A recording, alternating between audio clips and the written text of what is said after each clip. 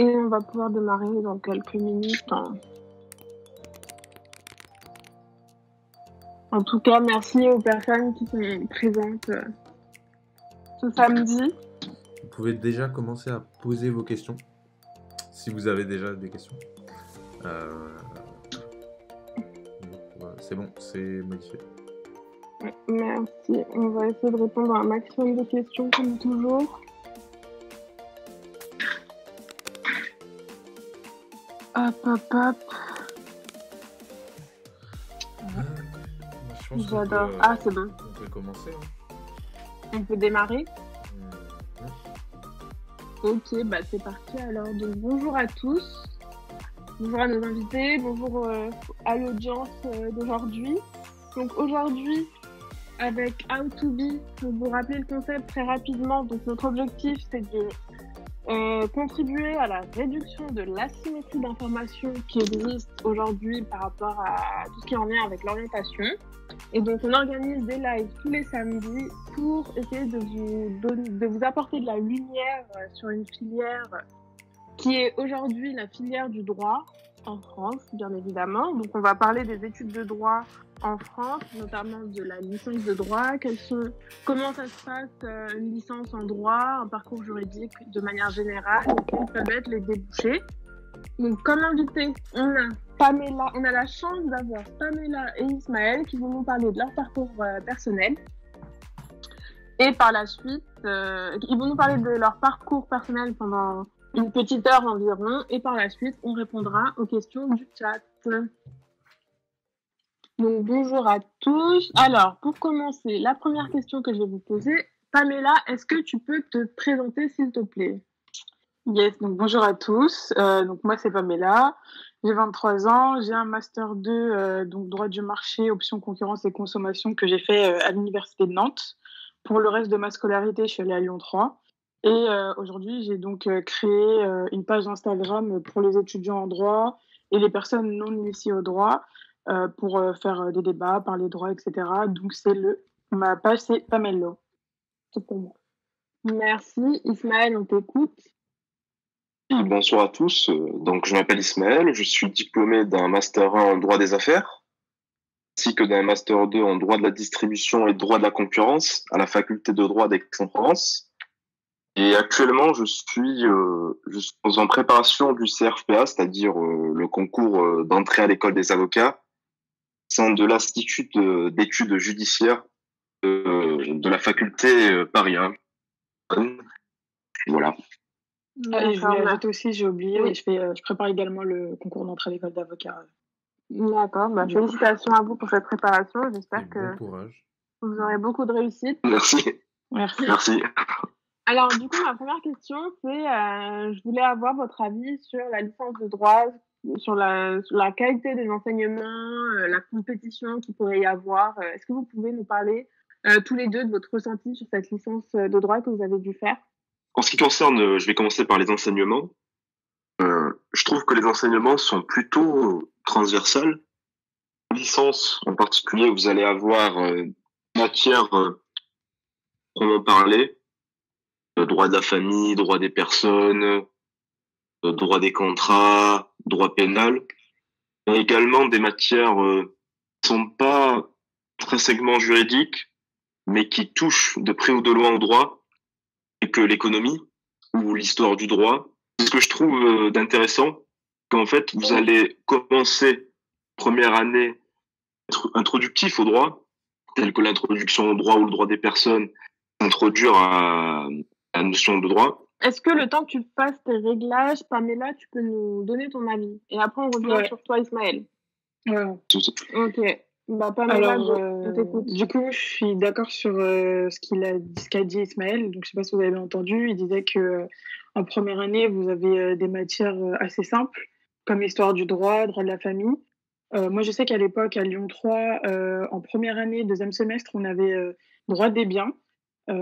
Après, ça, c'était une politique propre à la fac pour des raisons diverses, qui est une matière que j'ai trouvée relativement simple au final.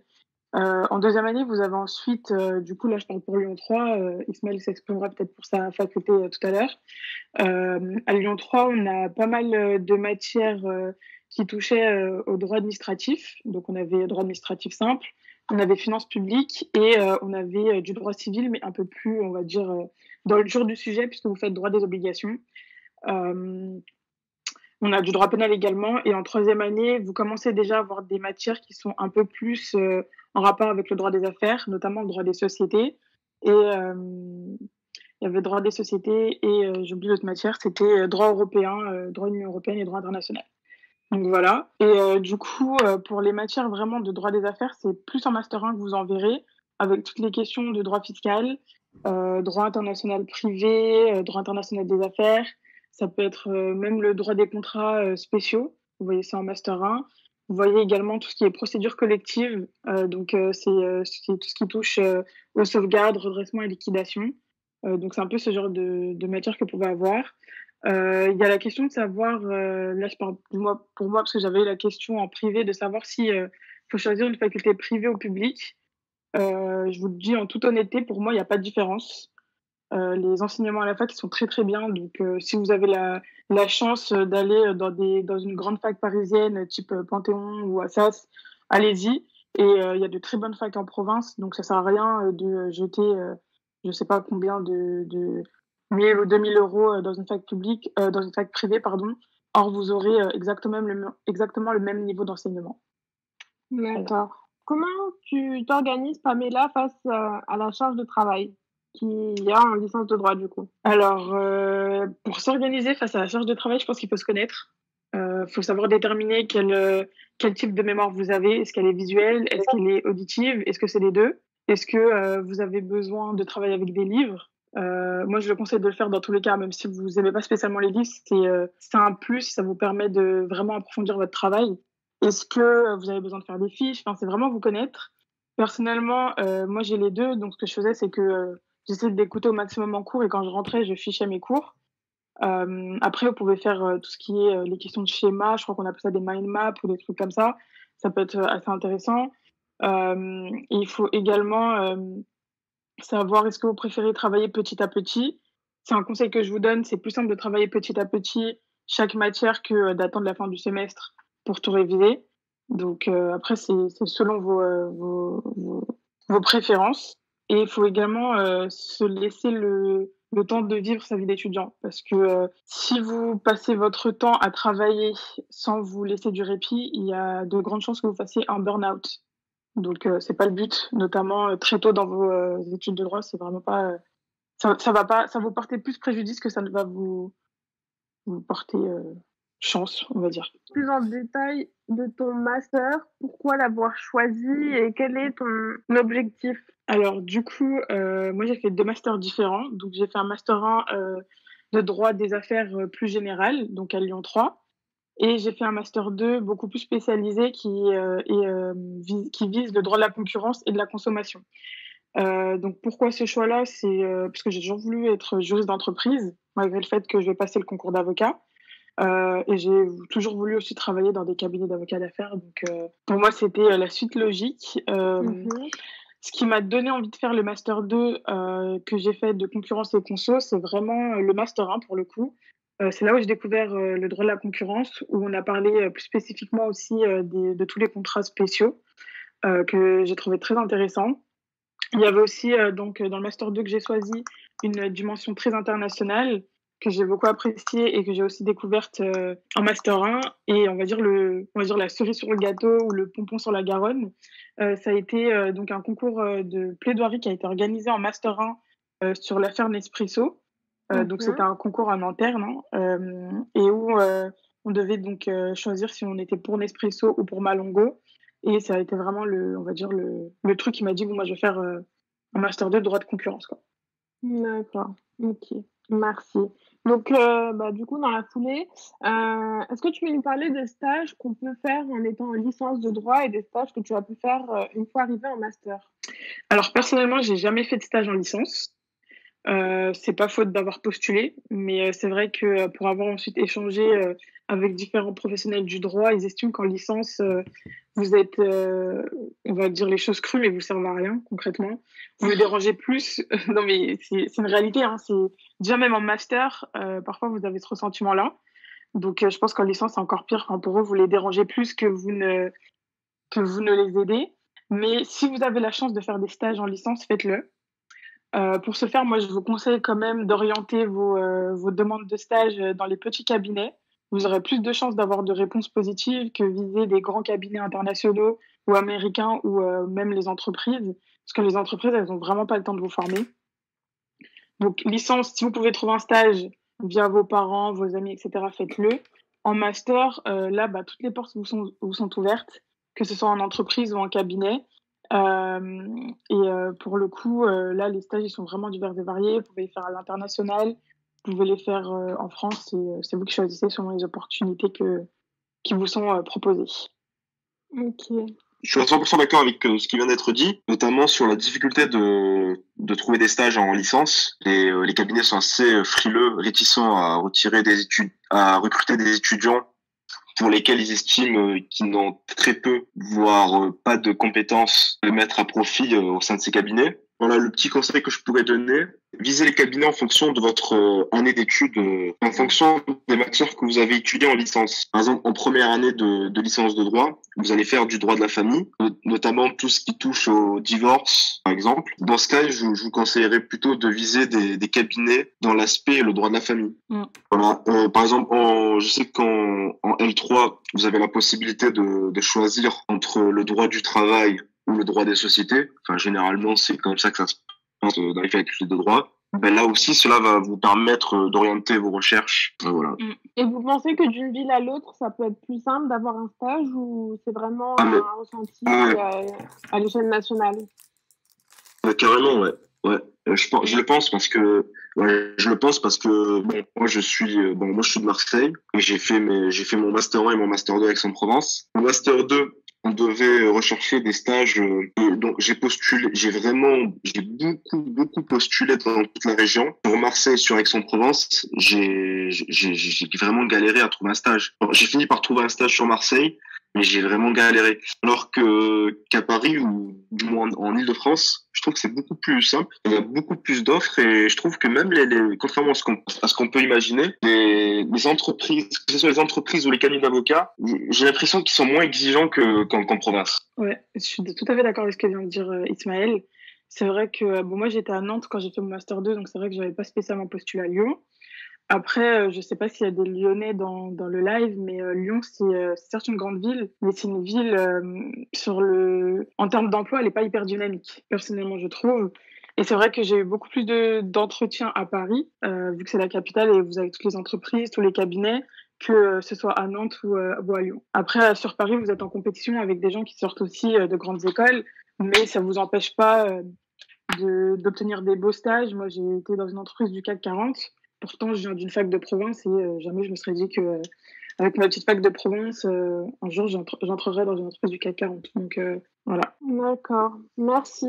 J'ai une petite question par rapport aux filières. Quelles sont les spécialités, on va dire, les plus prisées aujourd'hui? Pourquoi elles sont prisées et comment les intégrer du coup? Pour moi, déjà, sans hésitation, le droit des affaires, c'est prisé. Après, le droit des affaires, c'est plusieurs matières, mais on va dire que... Exactement, oui. Selon moi, en fait, en toute honnêteté, presque toutes les branches du droit des affaires sont très prisées. Vous avez notamment le droit fiscal qui est très très prisé. Vous avez le droit de la concurrence également, la propriété intellectuelle et tout ce qui est M&A qui sont très prisés. Cependant, les 4 domaines que je viens de vous citer, ce sont aussi des domaines de niche. Donc, pour y entrer, faites votre master 2, parce que les master 2, de toute façon, ils sont ouverts à tout le monde, du moins en fac publique. Maintenant, ce qui va plus poser problème, c'est peut-être mettre un pied... y entrer dans le monde du travail. Ça peut être une problématique. Pour moi, je pense que l'avocature est plus simple lorsque vous visez l'un des dont j'ai parlé, enfin l'un des domaines dont j'ai parlé. Mais vous pouvez rentrer en tant que juriste, mais ce sera plus compliqué si vous avez simplement et uniquement votre formation de fac. Donc, je recommande. Après, je vous conseille quand même de regarder les entreprises que vous visez, regarder un peu le type de personnes qui sont recrutées dans ces entreprises pour voir quel profil elles ont. Et regarder aussi les posts qu'ils publient et voir le profil qu'ils recherchent beaucoup. Maintenant, le truc à la mode, à l'ancienne, c'était par exemple les LLM. À un moment, ça a été les DGCE. Maintenant, ils recherchent également des personnes qui ont fait des écoles de commerce parce qu'ils Tu cherchent peux des nous personnes. expliquer juste c'est quoi un Oui, LLM et un DGCE, s'il te plaît? oui. Alors, le LLM, c'est donc un master que vous faites dans une fac à l'étranger. Souvent, c'est des facs prestigieuses. Vous avez Georgetown, vous avez UCLA, enfin, ça dépend les facs que vous visez. Vous avez Oxford aussi. Et le DGCE, c'est une formation donc, française qui est aussi proposée en Master 1 et Master 2 et pendant laquelle vous avez en fait un double diplôme donc de juriste et également des compétences en comptabilité. Donc, honnêtement, c'est un diplôme hyper prestigieux proposé par la fac. Quand vous avez un DGCE, clairement, on vous appelle en sortie de fac, vous n'avez pas à vous inquiéter. Les LLM aussi, lorsque vous visez des cabinets internationaux, mais il est quand même possible de viser des cabinets internationaux type McKinsey et Baker et tout le tintouin, même si vous n'avez pas fait de LLM. Simplement, ils vous le feront remarquer. Mais si vous arrivez à prouver que vous avez les compétences, vous réussirez à rentrer. Ok. Merci. Ismaël, tu veux ajouter quelque chose par rapport à cette question? Oui, concernant les formations complémentaires, en effet, c'est vrai que c'est un atout indéniable. Toutefois, je pense que ça dépend également de votre projet pro. Donc, si votre Oui. but, c'est d'intégrer un cabinet de province, ou voilà, un cabinet, on va dire, un petit ou un moyen cabinet, aura plutôt une vocation généraliste, que ce soit en droit des affaires ou en droit pénal ou en droit public, hein, ça change pas grand-chose. Dans ce cas, ce type de formation n'est pas, à mon sens, indispensable. Un master 2, c'est suffisant, surtout si vous avez fait des stages à côté.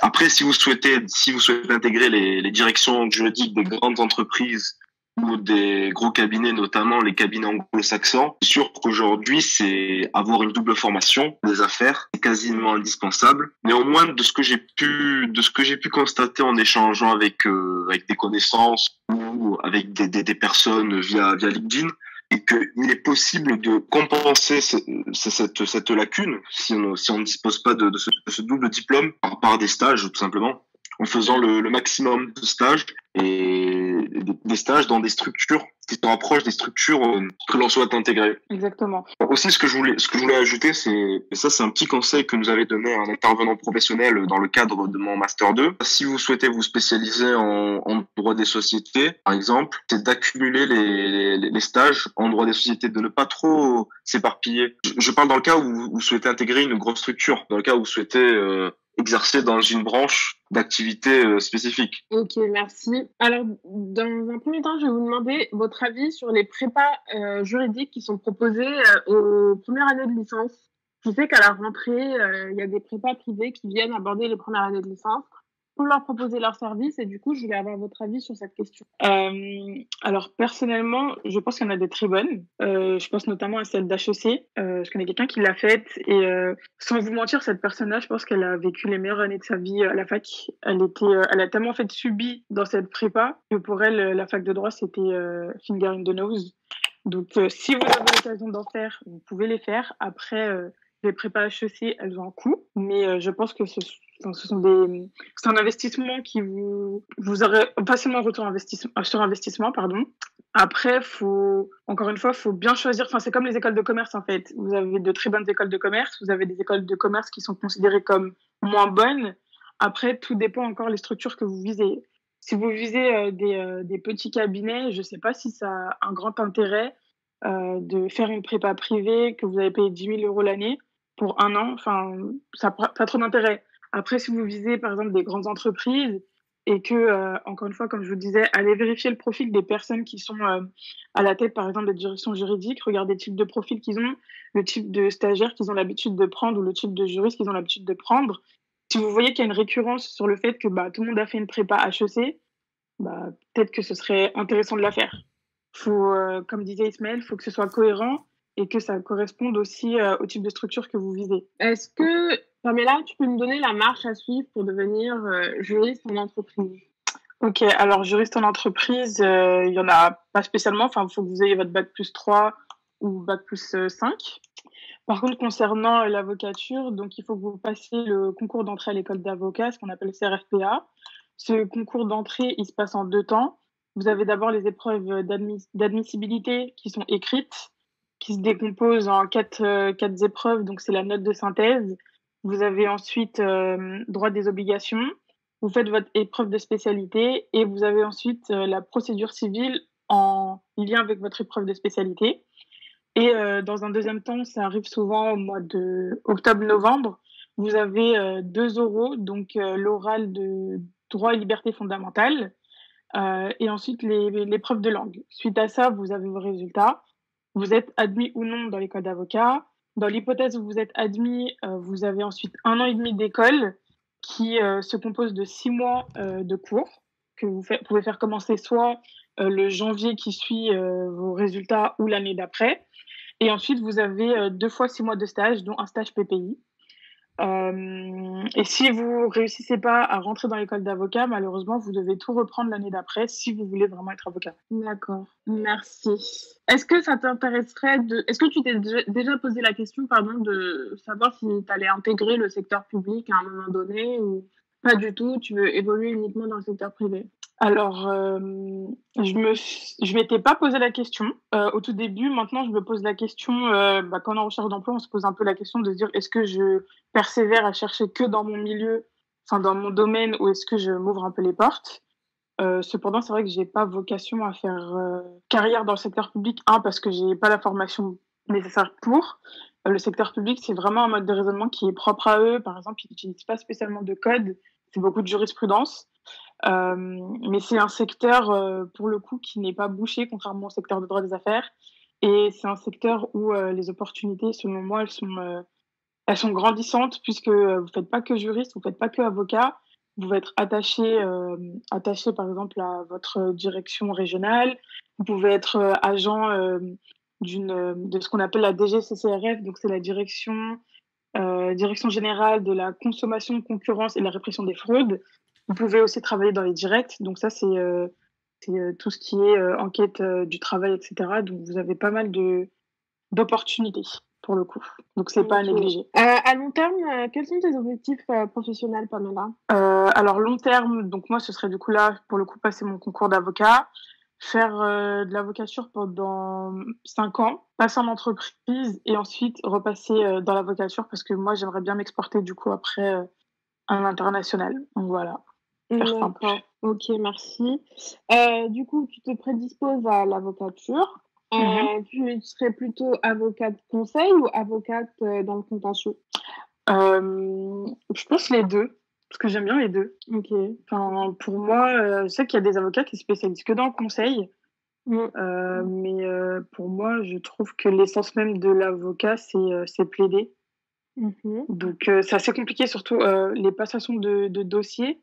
C'est assez compliqué, quoi. C'est-à-dire que tu fais tout le dossier, tu conseilles la personne, et puis dès qu'il y a un litige, la personne se tourne vers un autre avocat, donc là, tu perds un client. Enfin, c'est assez compliqué. C'est vraiment compliqué. Ouais, d'accord. Donc, les deux. Merci.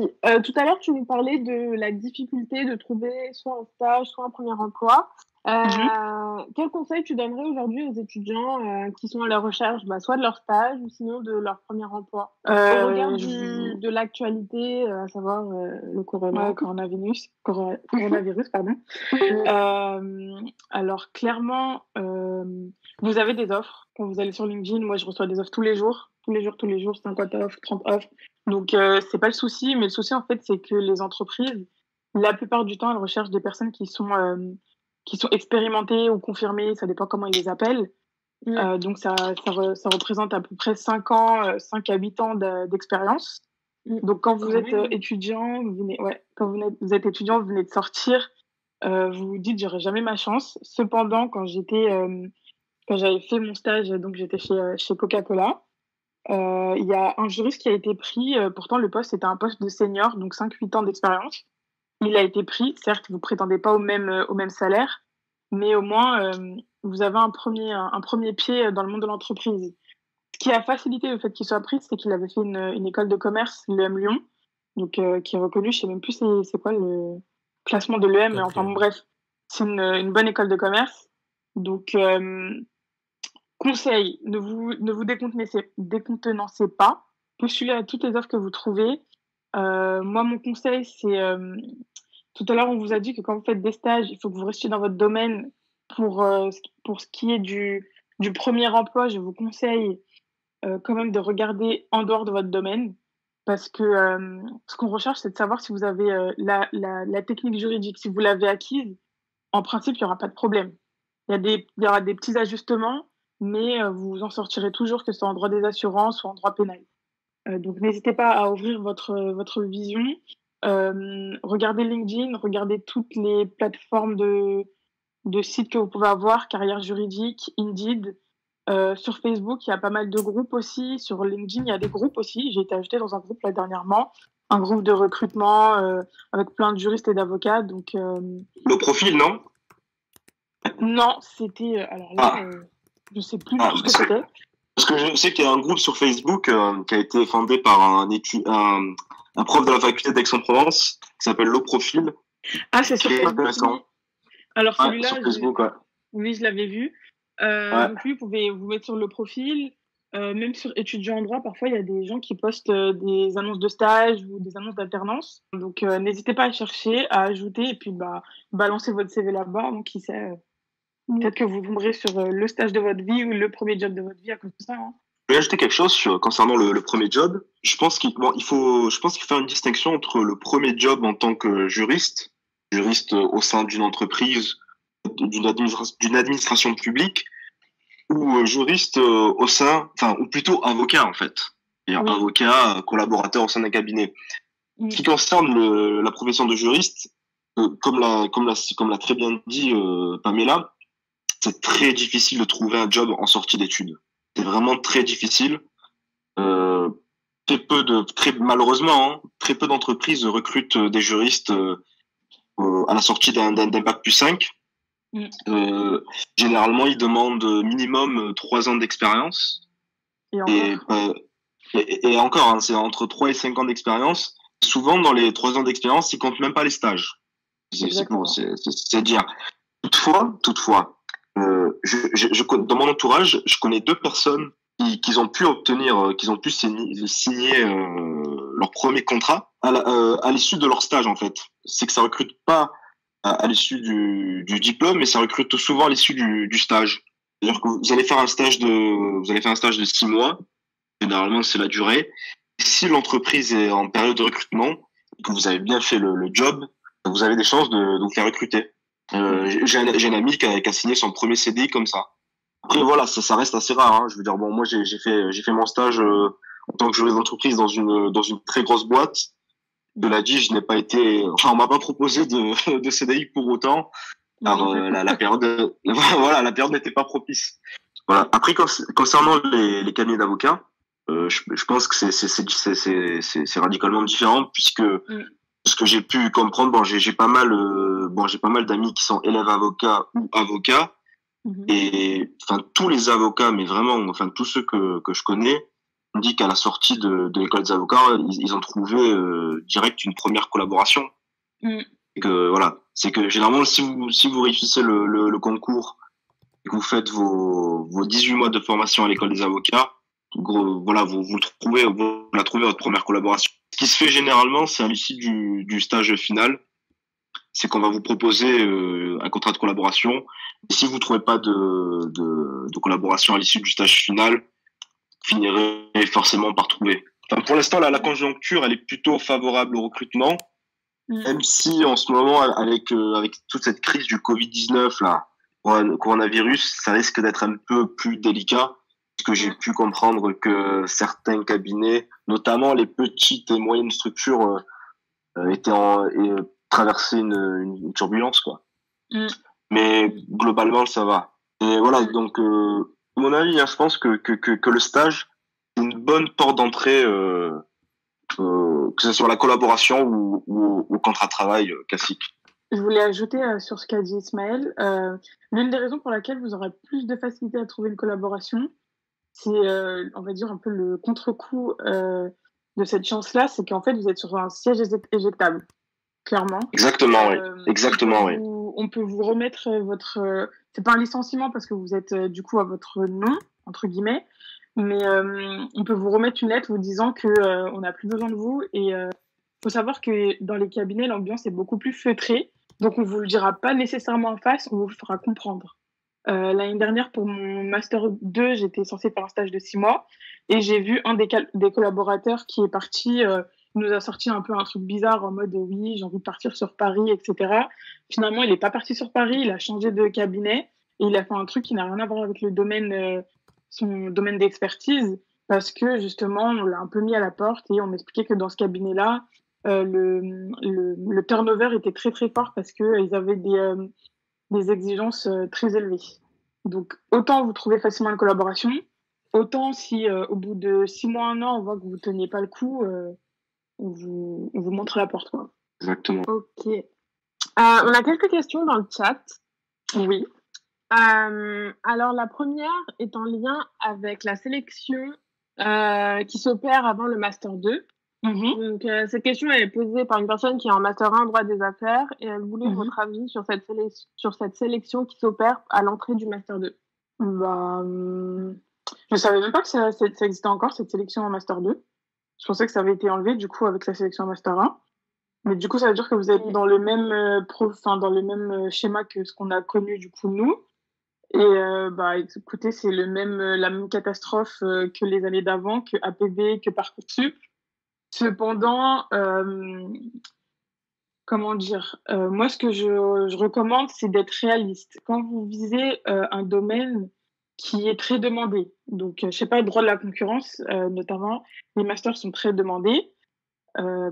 N'hésitez pas à postuler dans toutes les facs qui proposent du droit de la concurrence, premièrement. Et n'hésitez pas aussi à avoir un peu un plan backup. Je sais que c'est pas un très bon conseil, mais si vous êtes pris nulle part, ça veut dire qu'en septembre, vous aurez rien et vous serez dépité, ou ça veut dire qu'il faut s'inscrire à l'IEJ alors que vous n'avez pas forcément envie. Donc, préparez-vous un plan backup. Choisissez un master dans une petite ville. Là, je vous dis vraiment des conseils. Vous allez dire, mais elle est folle. Mais souvent, les petites villes avec des petites facs, elles ont tendance à proposer des masters qui sont très, en tout cas, sur le nom, très attrayants. Donc, au moins, si ça vous permet d'avoir votre Master 2, après, vous refaites un deuxième Master 2, c'est pas grave. Hein. Vous allez avoir des très bonnes notes dans votre Master 2, vous refaites un deuxième Master 2, histoire de vous remettre sur les rails et reprendre ce que vous vouliez faire. Et c'est juste que si vous faites la technique que je viens de vous donner, il va falloir le justifier par contre. Parce que si vous êtes en droit des affaires et que vous faites un Master 2 de droit pénal, soit vous avez fait un Master 2 de droit pénal des affaires et c'est bien, mais si vous avez fait un truc droit pénal, criminologie, on va vous demander pourquoi vous avez fait ça. Donc, faut que ce soit cohérent et venir à un entretien en disant bah, je l'ai fait parce que j'avais pas de Master 2, ça passe pas. Donc, il faut que vous essayiez de construire une argumentation qui est autour, qui tienne la route. Donc, voilà. Bon, je suis à 100% d'accord avec ce qu'a dit Pamela. Je pense que c'est vraiment indispensable d'avoir un Master 2 aujourd'hui. C'est vraiment le minimum. Parce que au début de notre entretien, on parlait de la pertinence de faire une double formation telle qu'une école de commerce. Alors bon, si pour espérer avoir un poste dans un gros cabinet, mais pas que dans les gros cabinets, mais dans un cabinet, mieux d'avoir une double formation. Alors que dire de l'étudiant qui n'a qu'un master 1. Donc voilà, c'est vrai qu'il y a malheureusement il y a beaucoup de gens qui vont vous dire, des étudiants vont dire ouais, si t'as pas de master 2, c'est pas grave, t'inquiète, tu vas. Bien sûr, si vous avez pas de master 2, vous pouvez toujours rebondir. C'est vrai, bien sûr, on peut toujours rebondir. Mais c'est très très compliqué, ne serait-ce que pour trouver un stage. Je veux dire, ne serait-ce que pour trouver un stage, si t'as pas de master 2, bah c'est triste, mais les cabinets te calculent même pas. Genre moi, quand j'étais en master 1, j'ai pas trouvé de stage parce qu'on me disait non, désolé, mais notre cabinet ne recrute que des master 2. Après, concernant le master 2, bon, il faut savoir, c'est que bon, je sais qu'il y a beaucoup d'étudiants qui ont peur de se retrouver sans master 2 à l'issue du master 1. Cette crainte est totalement fondée. Cela dit, comme disait Pamela, très souvent les étudiants soit vont postuler dans leur fac d'origine, et leur fac d'origine est assez sélecte, assez sélective, soit vont postuler uniquement dans les grandes facs parisiennes, les Sorbonne, Assas. Bien sûr, si vous avez entre guillemets les moyens d'intégrer ces facs, si vous avez un beau dossier, une bonne moyenne, ben allez-y, c'est mieux. Cela dit, si vous avez un dossier un peu tendu, notamment voilà, si vous avez eu votre master 1 sur le fil du rasoir, vous avez 10, vous pouvez pas intégrer ces facs. moi, je vous conseille vivement de postuler aux petites facs. Postuler, je veux dire, parce que un master 2 dans une petite fac, ou voilà, dans une ville entre guillemets, hein, façon de parler, une ville perdue, ça vaut toujours mieux que pas de master 2. Exactement. Surtout que comme l'a dit Pamela, vous pouvez trouver d'excellentes formations mais dans tous les domaines, hein, je veux dire même en droit des affaires. En droit des affaires, vous pouvez trouver d'excellentes formations dans ces petites facs de province. Souvent, dans ces facultés, les professeurs bon, ce qu'il faut savoir, c'est que bon, des professeurs, un professeur agrégé, qu'il enseigne à Lyon 3, à Aix-en-Provence ou je ne sais quelle fac, ça reste ça reste un professeur agrégé. Je veux dire, il y en a pas des masses. Ça reste de très bons juristes. Donc, peu importe la fac dans laquelle vous allez réaliser votre master 2, restera une formation de qualité. Et puis, je le dis entre nous, que vous fassiez votre master 1, je sais pas moi, Aix-en-Provence ou à Dijon ou je ne sais quelle ville, je veux dire, globalement, hein, la formation reste la même. Quand vous regardez les matières, c'est la même chose. Je veux dire, voilà.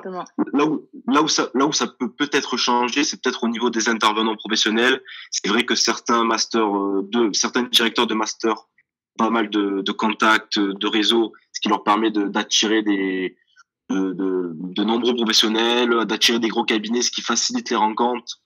Et voilà. Mais si on enlève l'aspect réseau, c'est la même chose. Voilà, c'est vraiment la même chose. Mais voilà, ce que je voulais dire, c'est que dans ces facs, ces facs qui sont moins prisées, vous pouvez très facilement les intégrer. Voilà, je sais que par exemple, Aix-en-Provence, bon, c'est pas la fac la plus cotée, ça reste quand même une fac assez demandée. Je sais que dans certains master 2, on peut avoir 400, 500 candidatures. C'est une certitude, hein. Genre, même si vous avez 10 de moyenne en master 1, même si vous avez redoublé 3 fois votre L1, même si vous êtes passé toutes les années au rattrapage, si vous postulez dans toutes les facs, vous allez le trouver, ce master 2. Donc voilà. Après, il faut se chauffer pour se déplacer.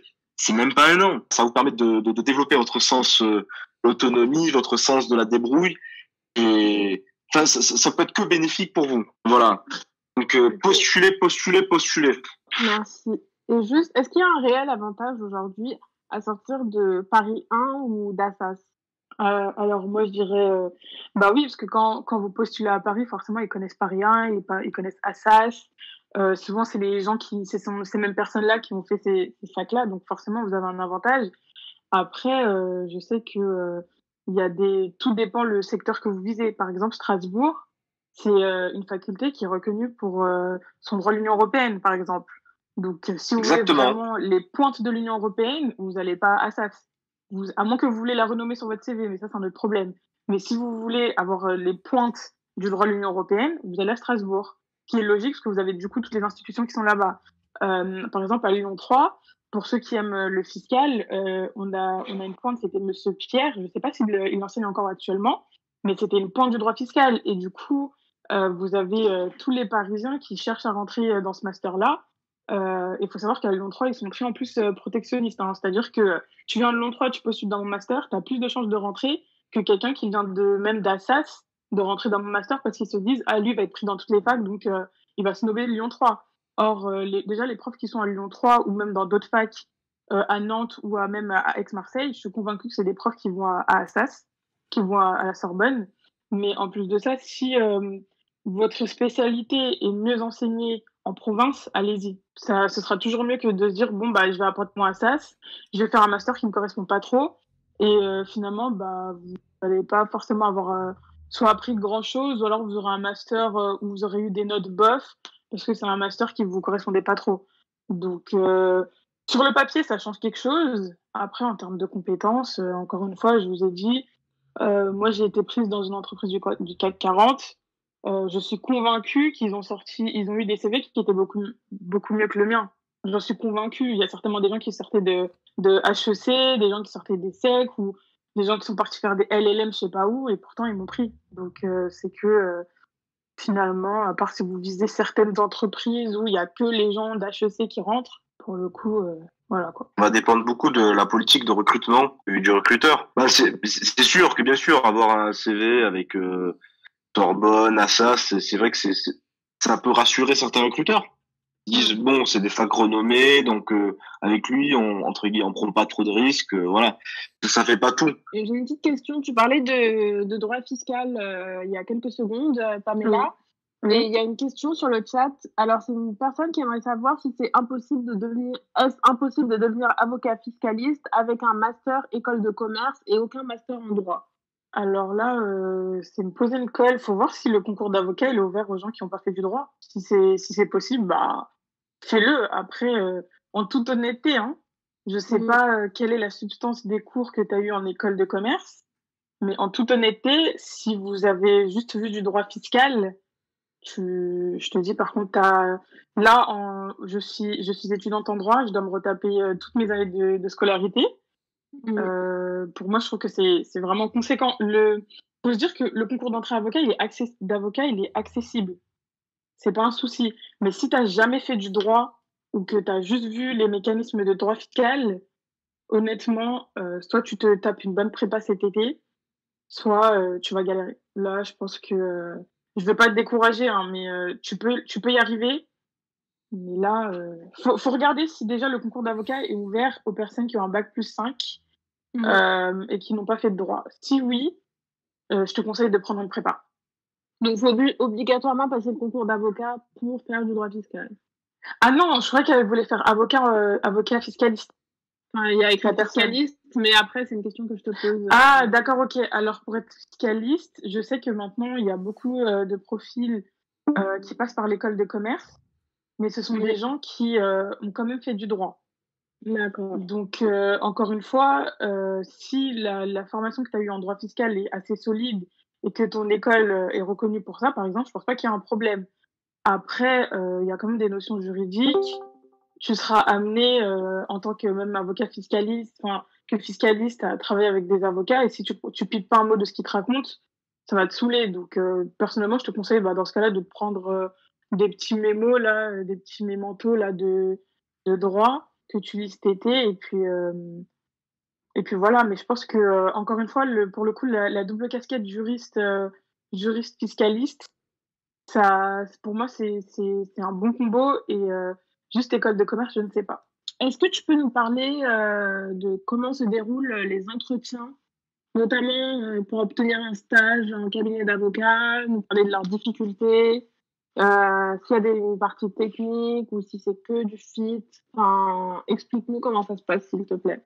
Alors, concernant les entretiens, ça va être dans un premier temps des questions sur le parcours académique. Et on va vous demander de parler un petit peu de vos diplômes et des questions sur vos expériences professionnelles de stage, puisqu'à ce stade-là, on n'a pas vraiment d'expérience pro à proprement parler. Après, bon, je sais que par exemple pour mes premiers entretiens, vu que bon, moi je n'avais jamais fait de stage, voilà. Les questions se focalisaient sur mes diplômes, c'est-à-dire sur les enseignements que j'avais suivis en master 1 et en master 2, et notamment sur les enseignements, sur les matières que j'étais plus susceptible de rencontrer dans le cadre du poste stagiaire que je convoitais. Après, au fil du temps, quand vous allez faire votre premier, deuxième, troisième stage, là, ce que je remarque, c'est qu'on ne pose plus de questions on ne pose plus tellement de questions sur nos diplômes, mais vraiment des questions sur nos stages, sur les missions qu'on a pu faire, sur les thèmes qu'on a pu rencontrer, sur les difficultés qu'on a pu rencontrer, voilà. Et est-ce qu'il y a des pièges à éviter lors de l'entretien? Lorsque vous passez notamment l'entretien avec le manager qui va vous manager, donc quand vous serez dans l'entreprise, il faut savoir qu'en vrai, c'est vous qui menez l'entretien. Donc, faut pas. Parfois, on se piège tout seul. Ça m'est arrivé, je me suis piégée toute seule. Vous vous en rendez compte après, mais ne les menez pas dans des sujets que vous avez, par exemple, vaguement abordés en cours, que vous savez que vous allez aborder en stage, mais que vous maîtrisez pas.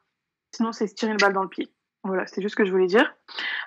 Du coup, mettre en valeur ces expériences extrascolaires lors de l'entretien, pour moi, il le demande tout simplement si vous le mettez sur votre CV. Ils vont vous poser des questions. Par exemple, moi, j'ai par exemple fait de la médiation. On me demandait pourquoi la médiation, un mode alternatif de règlement des conflits. Ça se développe beaucoup aujourd'hui parce que les gens, ils en ont un peu marre de la justice qui met 20 plombs à trancher une affaire au fond. Donc la médiation, en plus, c'est un aspect un peu plus qui est à la mode, c'est-à-dire développement personnel, on écoute vos ressentis, etc. Donc c'est un peu, c'est fashion, hein, on se dit c'est trendy et il y a beaucoup d'entreprises qui aiment bien cet aspect-là, surtout que dans les entreprises qui à destination des consommateurs, ils sont obligés d'avoir des médiateurs en principe. Donc voilà pour vos expériences par exemple de bénévolat. Encore une fois, vous aurez une question dessus. Détaillez au max ce que vous avez fait, pourquoi vous avez fait ça. On vous reprochera jamais d'être engagé dans une cause, à part si la personne elle est contre cette cause-là, mais on vous le reprochera jamais. Donc ouais, mettez-les en avant. Vous avez fait des voyages, vous avez fait des stages à l'étranger, vous en parlez. Les services civiques, il faut en parler. Je trouve que c'est hyper important. Vous savez, au début, vous avez une question, présentez-vous. Parlez de ce que vous avez fait, votre formation, vos trucs professionnels, etc. Et introduisez le propos des versions extrascolaires, des expériences extrascolaires. D'accord. Voilà. Merci. Est-ce que juste pour finir, tu peux nous parler de ta page Instagram Pamenlo? Yes. Alors, du coup, cette page, je l'ai créée là, pendant le confinement. Je pense qu'il y a plein de pages qui se sont lancées, make-up, ce que vous voulez. Donc là, je l'ai lancée pendant le confinement. Pour le coup, c'était vraiment sortir de ma zone de confort, hein, parce que je vous avoue que si j'avais pas eu les expériences que j'ai eues avant, je l'aurais jamais fait. Et donc cette page, elle est destinée donc aux étudiants en droit. J'ai beaucoup de vidéos pour vous aider, par exemple, à faire vos masters, les lettres de motivation, ce qu'il faut mettre dedans, comment rechercher son stage. J'ai pas la prétention d'être aussi pointue que ce que fait How to Be Edu. Mais quand même, c'est pas négligeable. Mais je le fais à mon niveau. Et ensuite, je fais donc aussi ce que j'appelle des mémolos. Donc en fait, c'est des petits points de droit, notamment par rapport à l'activité que je peux voir sur Instagram. Il y a beaucoup de gens qui se lancent sur Instagram avec des petits business, qui font de l'onglerie, qui font du maquillage, etc. Mais souvent, c'est pas très légal ce qu'ils font. Ils respectent pas beaucoup de trucs, donc c'est des petits trucs comme ça et beaucoup de débats. Donc que je vais lancer en live. Je vous avoue que cet été, la page elle sera un petit peu en pause en termes de vidéos, parce que là, je vais faire une prépa pour le concours d'entrée à l'école d'avocat, donc ce sera assez compliqué pour moi de poster des vidéos. Mais en tout cas, sur tout ce qui est peut-être les lives et les petits points de droit, j'essaierai d'être le plus actif possible. Donc n'hésitez pas à rejoindre ma page. Merci. Alors là, on va arriver sur la fin du live. Du coup, le mot de la fin, on t'écoute. Le mot de la fin, c'est n'écoutez pas trop les bruits de couloir, mais faites attention où vous pêchez l'information. C'est-à-dire que ce soit, peu importe votre année d'études, si par exemple vous vous intéressez à la profession d'avocat, allez directement parler à des avocats. Et c'est pareil dans tous les domaines. Ouais, aussi, un dernier conseil, c'est prendre du plaisir. Hein. Il faut pas voir ça comme une torture, parce que si vous voyez les études de droit comme une torture, ça va devenir une torture. Il y a tellement de branches d'activité, il y a tellement de matières que vous allez forcément trouver quelque chose qui vous plaît, quelque chose qui vous parle. Donc voilà. Merci. Du coup, je vous remercie tous les deux pour votre participation à ce live. Merci à vous. Je remercie aussi du coup les personnes qui étaient présentes aujourd'hui. N'oubliez pas de nous suivre sur Twitter et sur Instagram où on est très actifs. Vous pouvez aussi follow notre compte Twitch bien évidemment pour ne rater aucun de nos lives. Et n'hésitez pas à nous faire des retours que ce soit par DM ou par email sur ce que vous aimeriez voir, sur les petites choses à modifier. On est totalement à l'écoute. Merci beaucoup pour le live. Merci. Merci. Bonne soirée. Merci beaucoup, merci à vous tous, bonne soirée. Bonne soirée.